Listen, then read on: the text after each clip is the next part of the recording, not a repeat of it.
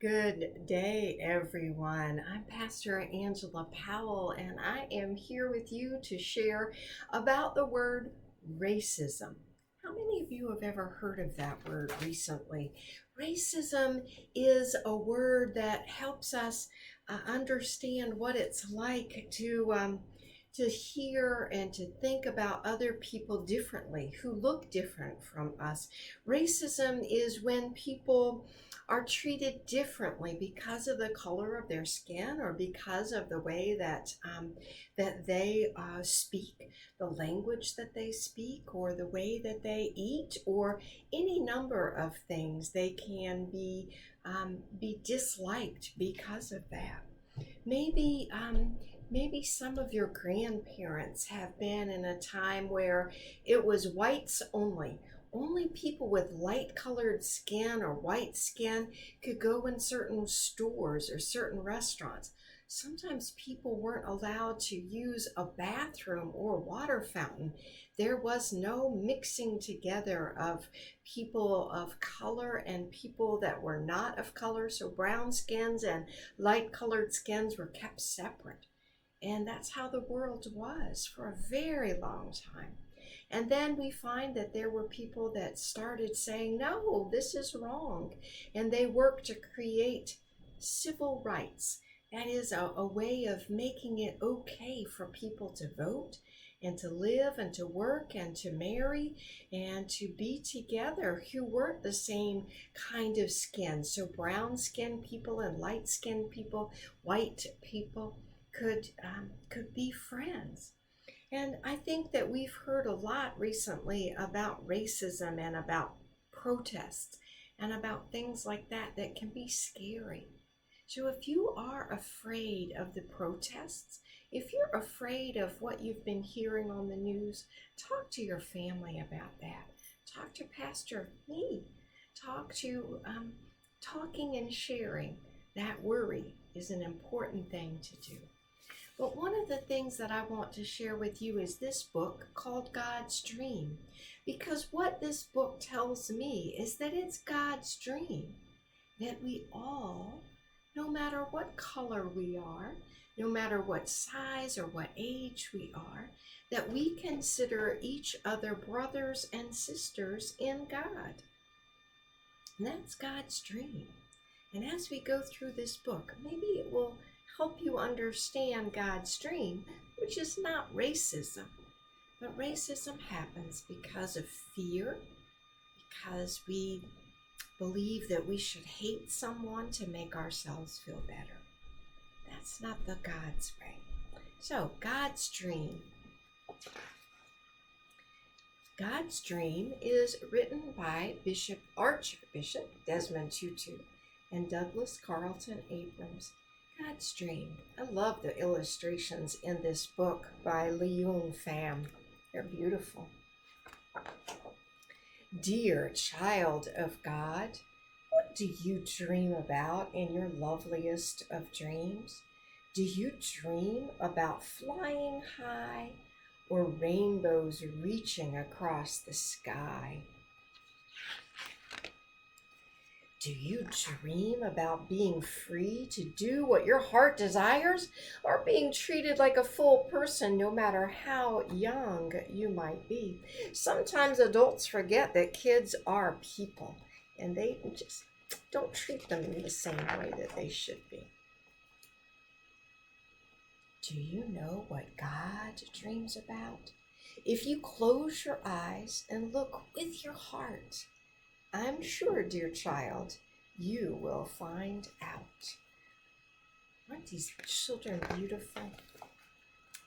God dreams about people sharing. Come and play with us. God dreams about people caring. Let's feed this hungry kitty. Let's be together and care for each other. God dreams that we reach out and hold one another's hands and play one another's games and laugh with one another's hearts. God does not force us to be friends or to love one another. We aren't always friendly. Sometimes we're grumpy. Sometimes we have a hard time sharing and caring. Dear child of God, it does happen that we get angry and hurt one another. Soon we start to feel sad and so very alone. See that? You see this little person down here is sad, and this person up here is angry.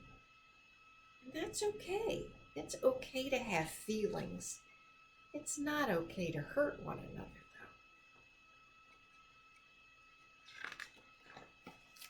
Sometimes we cry, and God cries with us. But when we say we're sorry and forgive one another, that's really important, is to say, I forgive you. I forgive you. But only if you mean it. Don't say, I'm sorry, if you don't mean it.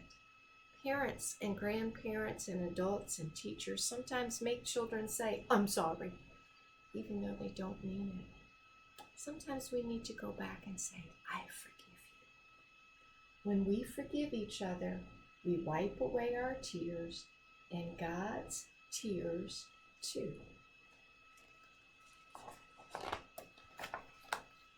Each of us carries a piece of God's heart within us. And when we love one another, the pieces of God's heart are made whole. Do you see what shape these children are making? Isn't it beautiful? They are making a heart, a sign of love. And in this case, God's love. All the rainbow colors of children. And I think that's what's special. God didn't make everyone to look alike. God made a world full of rainbow colors. And that includes people's skin. Look at these. God dreams that every one of us will see that we are all brothers and sisters. Yes, even you and me. Even when we have different mommies and daddies or live in different faraway lands. That's what makes God's family the most wonderful, is that we are brothers and sisters because we believe and love and care. And God is so much bigger than we imagine. Even if we speak different languages, or have different ways of talking to God, even if we have different eyes or different skin, we are all brothers and sisters. Even if you are taller and I am smaller, even if your nose is little and mine is large, dear child of God, do you know how to make God's dream come true? It's really quite easy. As easy as sharing, loving, caring. As easy as holding, playing, laughing. As easy as knowing we are family because we are all God's children.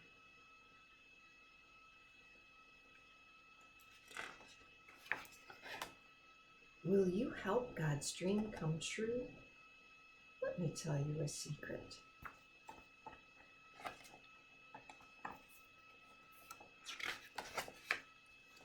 God smiles like a rainbow when you do.